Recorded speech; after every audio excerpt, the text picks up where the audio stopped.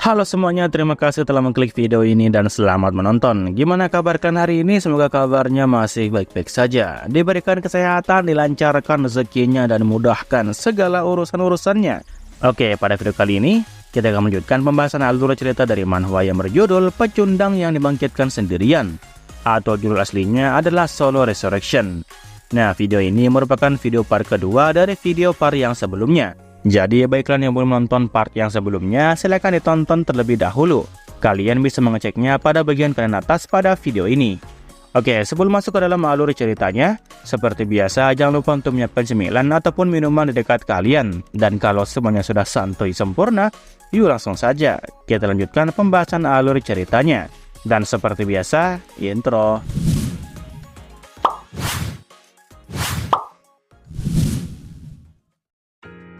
Setelah melihat apa yang terjadi di malam kemarin, latar kemudian beralih ke pagi hari ini. Pagi ini, kedua kamar bersaudara ini terbuka secara bersamaan. Yang satu berteriak memanggil adiknya Ah Yeon, dan yang satunya lagi berteriak memanggil kakaknya yaitu Kang Hyun. Dan saat mereka berdua bertemu, di sini mereka berdua pun saling timpal balik satu sama lain perihal apa yang terjadi di dalam mimpi semalam. Awalnya sang kakak memberitahu sang adik bahwa dia baru saja bermimpi, tetapi dibalas oleh sang adik dengan cepat kalau di bawah kakinya terdapat lava yang sangat panas. Sang kakak balik berkata lagi kalau si adik hampir mati tertimpa batuan jembatan di atasnya. Namun sang adik menegaskan kepada sang kakak kalau kejadian itu sama sekali bukanlah mimpi. Sang kakak kemudian beralih menanyakan status window yang mereka berdua sempat lihat kemarin. Tetapi sang adik langsung menyimpulkan bahwa mereka berdua sepertinya telah mengalami mimpi yang sangat nyata. Nah, karena obrolan mereka berdua tidak nyambung satu sama lain, sang adik pun lantas berteriak dengan keras untuk membiarkan dirinya berbicara terlebih dahulu. Tetapi sang kakak yang juga keras kepala malah menuduh sang adik duluanlah yang menyela omongannya. Dan karena mereka capek berdebat, mereka berdua pun berbalik ke arah pintu kamar masing-masing sembari ngos-ngosan. Tetapi setelah keadaan mulai tenang, perut mereka berdua malah terdengar bunyi keroncongan. Mendengar suara perut satu sama lain, sang kakak pun seketika terdiam, dan begitu pun dengan sang adik. Mereka sepertinya malu dengan keadaan. Sang kakak lantas bertanya kepada sang adik, haruskah mereka makan dulu sebelum berbicara panjang lebar? Sang adik mengiyakan tawaran tersebut. Oke, setelahnya, kita kemudian diperlihatkan daftar trending topik yang terjadi pada hari ini. Dan peringkat pertama adalah topik End of the World, atau artinya adalah nasib akhir dunia. Yang kedua ada lucid dream atau mimpi yang terasa nyata. Ketiga ada share dream atau berbagi mimpi dengan orang lain. Keempat ada dream doang atau semacam mimpi. Kelima ada apokalipse atau kiamat. Keenam ada tutorial atau langkah-langkah. Ketujuh ada Heiken Dimension atau dimensi Haken yang sistem katakan kemarin. Dan kedelapan ada temporary awakening atau kebangkitan sementara. Kesembilan ada status window atau panel status. Dan yang terakhir ada Red Dog Culture House. Tema yang satu ini seperti yang tren di hari sebelumnya. Semua tren topik tadi dilihat oleh Hyun dan Ah Yeon di dalam HP masing-masing. Mereka berdua tidak berbicara apapun saat fokus mengecek media sosial sambil makan. Setelah menyadari trending topik barusan, sang adik pun akhirnya paham bahwa kejadian itu memanglah bukan hanya sekedar mimpi biasa. Ternyata bukan hanya negara Korea saja yang mengalami mimpi aneh tersebut. Sepertinya semua orang di dunia ini memiliki mimpi yang sama persis. Sang kakak juga nampaknya tidak percaya dengan apa yang telah terjadi. Tetapi sang kakak kemudian mengatakan kalau dia rasa mengalami kematian di mimpi aneh sebelumnya, rupanya tidak mempengaruhi kenyataan. Berdasarkan chat-chatan yang ada di forum sosial media, dikatakan bahwa terdapat 3 atau 4 orang dari jumlah keseluruhan 10 orang yang terjatuh dari jembatan mereka. Tetapi semua yang telah jatuh itu sama sekali tidak ada yang mengalami luka yang berat. Sang adik hanya merinding setelah mendengar kabar tersebut. Dirinya memang tidak menyangkal bahwa tidak ada efek fisik di kehidupan nyata. Tetapi mimpi yang dia alami semalam memang terasa betul mencekamnya. Apalagi jika seseorang terjatuh dari sana, pasti akan sangat menyakitkan bagi mental. Dan berdasarkan apa yang sang adik dengar, 4 orang yang terjatuh di mimpi itu saat ini sedang mengalami trauma yang hebat. Sang kakak nampak menyimak dengan baik sambil mengunyah makanannya. Dan karena situasinya agak canggung, sang adik lantas balik bertanya lagi perihal apakah tidak masalah jika mereka berdua makan dengan santai seperti ini. Soalnya di luar sana, sepertinya sedang terjadi kekacauan yang besar. Sang kakak mengangkat kepalanya sambil mendengarkan kericuhan yang ada di luar. Tidak boleh berbicara saat sedang mengunyah makanan. Dan setelah makanan yang dia kunyah telah tertelan, sang kakak pun menerima kejadian itu dengan lapang dada. Ya maksudnya, apalagi yang bisa mereka berdua lakukan selain menerima apa yang telah terjadi. Mereka berdua saat ini hanya perlu makan dengan baik setelah semalaman mengalami mimpi buruk tersebut. Setelahnya, sang kakak kemudian bangkit dari meja makan dan berdiri ke arah gorden balkon. Dia melanjutkan, ataukah sang adik memilih untuk keluar dari apartemen dan melompat masuk ke dalam kerumunan massa yang berada di luar itu. Sang kakak melihat massa yang emosi di bawah sana. Di sana nampaknya telah terjadi huru-hara dan mereka berebut barang pemberian dengan secara paksa. Seorang pria yang menarik box berisi barang kebutuhan nampak meneriaki seorang wanita yang juga menarik box itu juga. Si pria menegaskan kalau box ini adalah milik dirinya, tetapi si wanita yang tidak mau kalah juga dengan tegas berkata bahwa dialah yang pertama kali mengambil box ini daripada pria tersebut. Sementara itu, di sisi yang lain, terdapat juga massa yang sedang memegang tongkat poster sembari menyampaikan ke masyarakat agar segera bertobat. Soalnya waktu penghakiman akhirnya telah tiba. Nah, tak jauh dari sana, terjadi juga tindakan anarkis yang cukup parah. Mereka mulai menjarah toko-toko dan mencuri barang berharga dari toko tersebut. Pemimpin mereka bahkan memerintahkan para anak buahnya untuk menghancurkan semua hal dengan menggunakan senjata mereka. Hanya karena satu malam mimpi aneh, huru-hara langsung terjadi di tengah masyarakat. Tak lama kemudian, sang adik juga nampak menyusul melihat keadaan yang ada di luar balkon. Akibat terjadinya huru-hara ini, sang adik pun mulai melipat kedua tangannya sembari memberitahu sang kakak bahwa dia tidak dapat pergi bekerja jikalau keadaannya seperti ini. Sang kakak membalas dengan tegas bahwa itu sudah jelas. Soalnya pergi keluar apartemen ini hanya akan melukai mereka berdua. Apakah sang adik tidak ingat tentang sesuatu hal yang berkaitan dengan koneksi dimensi Haken kemarin?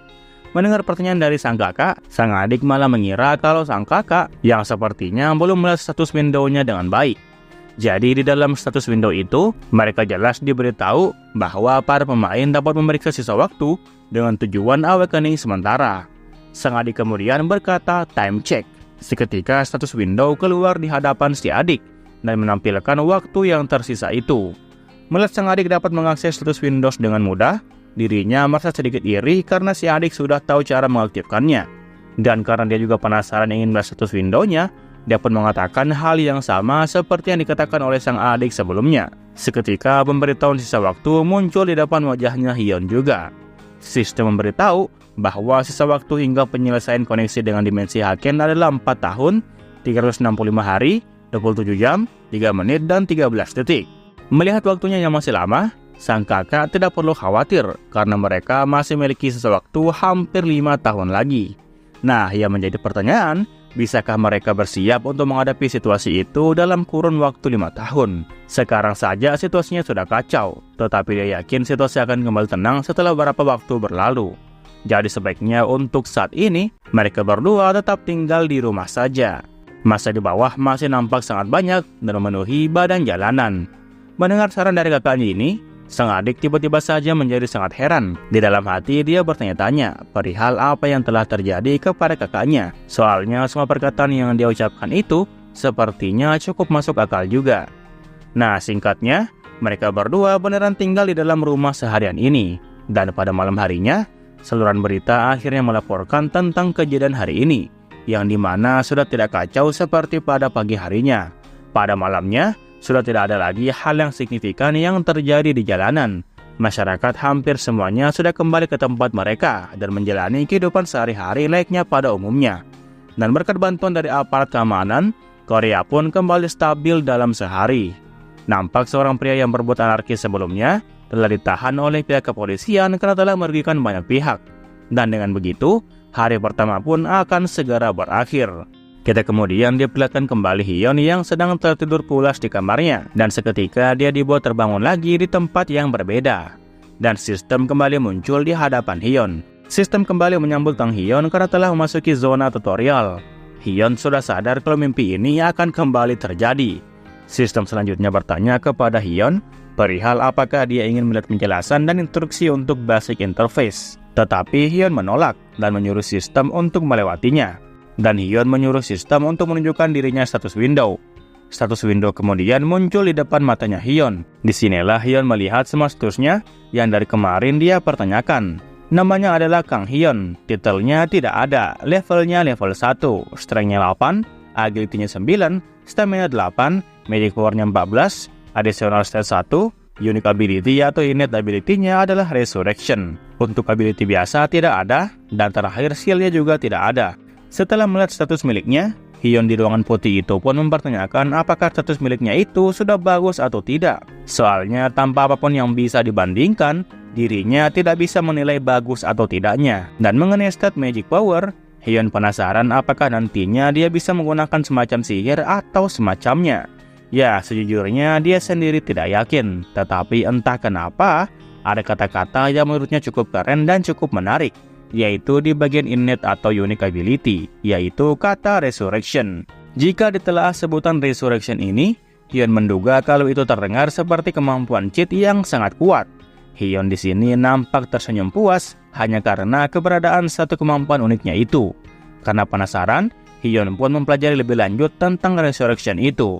Menurut penjelasan dari sistem, resurrection ini berada di peringkat Z. Entah apa maksudnya, tetapi kemampuan ability ini adalah pemain bisa bangkit kembali dalam waktu 24 jam setelah kematian. Penjelasan lebih lengkapnya terdapat di deskripsi yang ada di sistem itu. Ability ini dapat mengembalikan pemain dari kematian hingga pada momen bumi terlepas dari krisis yang telah melandanya. Nah, jika lokasi resurrection tidak ditetapkan oleh pemain sebelumnya, maka resurrection akan terjadi pada lokasi pemain terbaring di tempat yang berakhir. Tetapi meskipun kemampuan ini lumayan menarik, terdapat juga penalti atau efek samping dari ability atau kemampuan tersebut. Oke, jadi jika resurrection terjadi, maka akan terjadi pengurangan satu level dari pemain, dan semua kemampuan atau skill yang dimiliki hanya bisa digunakan 50% selama 24 jam itu. Dan di zona tutorial ini, penalti resurrection tidak bisa terjadi ataupun diaplikasikan. Setelah membaca semua keterangan mengenai ability resurrection-nya itu, Hyun pun langsung bersuara gembira dan berkata bahwa ini hebat dan sangat luar biasa. Sedari awal dia memang sudah yakin bahwa hidupnya tidak mungkin hanya bisa menjadi seorang ekstra atau seorang NPC pada umumnya. Dia tertawa bahagia saat mengetahui bahwa dialah yang menjadi MC-nya. Setelah bersorak-ria sendirian layaknya orang gila di ruangan putih itu, padahal sistem pun kembali muncul dan menawarkan apakah pemain ingin memasuki babak kedua. Hyun dengan mengepalkan tangan kanannya berkata bahwa tentu saja. Mau statusnya tinggi atau tidak, yang penting dia bisa naik level dan meningkatkan semuanya. Jadi sebagai orang yang memiliki ability resurrection ini, dia bertanya-tanya perihal apa yang tidak bisa dia lakukan. Hingga saat ini, Hyun masih sangat antusias sebagai pemilik dari skill resurrection, tanpa membayangkan tentang apa yang akan terjadi ke depannya.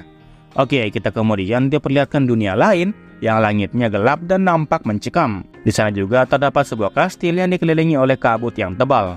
Tak lama kemudian, kita diperlihatkan sebuah tongkat gada yang di ujungnya terdapat cairan merah yang sangat kental. Dan terdengar juga suara seseorang yang sedang kecapean. Sesaat kemudian, seekor goblin tiba-tiba saja muncul dan berteriak dengan nada khasnya. Tetapi di depannya terdapat seorang pria yang teriak sekencang mungkin sambil berusaha mati-matian untuk menebas dan menyerang goblin itu. Pria ini tentu saja adalah Hyun. Dia saat ini nampaknya telah masuki level 1 dan hendak menyerang monster goblin dengan menggunakan tongkat gada yang dia dapatkan. Tetapi serangan vertikal darinya rupanya masih mampu dihindari oleh goblin tersebut. Di babak kedua ini, Hyun pun diberikan misi oleh sistem untuk mengalahkan musuh dan membuktikan skill miliknya. Sebagian tubuh dan pakaian dari Hyun telah terciprat cairan merah dari monster goblin yang dia serang ini. Dan sekarang dia hendak kembali menyerang goblin yang ada di depannya dengan menggunakan tongkat gada pemulanya. Di dalam hati, Hyun berkata, sejujurnya dia sudah menduga kalau setelah tutorial akan terjadi pertarungan. Soalnya sistem yang dia lihat nampak sangat mirip dengan yang ada di dalam game. Dan saat dugaannya terbukti benar, Hyun pun sudah tidak ragu lagi. Serangan vertikal kali ini akhirnya berhasil mengenai si goblin. Dan akhirnya goblin itu pun dikalahkan setelah beberapa kali percobaan. Hyun nampak ngos-ngosan dan kehabisan tenaga. Kedua tangannya juga nampak gemetaran saat dia memegang senjata tongkatnya. Di dalam hati dia sangat senang karena bisa mengalahkan goblin ini dengan serangan kejutan. Tetapi sensasi saat menyerang makhluk hidup seperti goblin ini malah membuat seluruh tubuhnya Hyun seperti tersengat hebat akibat terlalu intens menyerang. Hyun berhasil membunuh satu goblin. Hyun merasa kesal kepada dirinya sendiri karena merasa seperti ingin muntah setelah cairan hitamnya terciprat ke tubuhnya. Namun dia tidak begitu terkejut dirinya bisa menang karena mengetahui lawannya adalah goblin saja. Jika saja Hyun tidak mengejutkannya dari belakang, maka dapat dipastikan Hyunlah yang akan berakhir mati.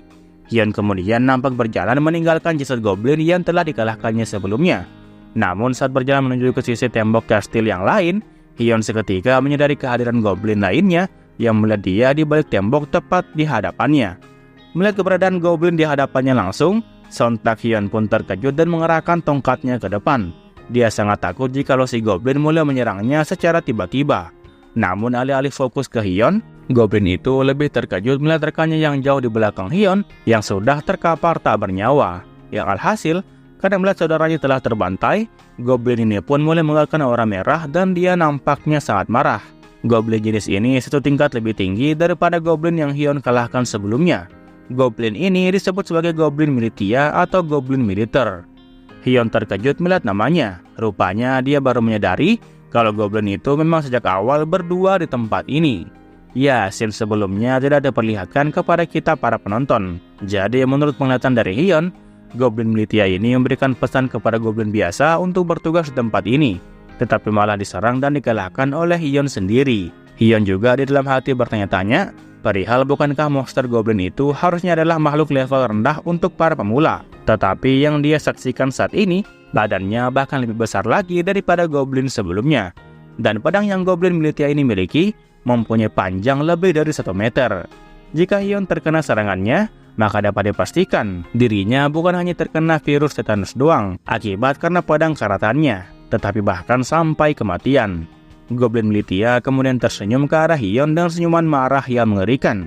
Dan secara tiba-tiba, goblin itu pun memberikan serangan pukulan horizontal kepada Hyun dengan cukup kuat. Pukulannya bahkan tak dapat ditahan oleh tongkat gada milik Hyun. Serangan demi serangan dilancarkan kepada Hyun, dan Hyun di sana hanya bisa bertahan dengan raut wajah yang penuh putus asa. Di dalam hati, dia tidak yakin bisa bertahan lebih lama lagi. Soalnya dengan tubuh yang secara kronis kekurangan latihan, ditambah lagi karena lama tidak bekerja, maka staminanya menjadi sangat lemah. Dan terlebih lagi, tongkat gada yang dia pilih di awal tutorial tadi hanya berukuran 70 cm doang. Dan benar saja, karena pertahanan Hyun sudah melemah, tongkat gadanya pun akhirnya lepas dari genggamannya, dan dia pun terhempas ke belakang. Sejujurnya, sudah sangat tidak mungkin baginya untuk bisa menang melawan pedang sepanjang 1 meter. Hyun hanya bisa pasrah menerima serangan tebasan dari goblin militia berkali-kali. Tubuh Hyun disiksa habis-habisan oleh si goblin.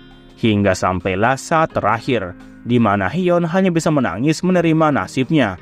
Saat ini dia hanya bisa terduduk lemas dengan kondisi yang sangat terpuruk. Tubuhnya terluka dengan sangat parah. Di dalam hati dia pun juga bertanya-tanya, apa dan kenapa dirinya malah harus mengalami semua hal buruk ini.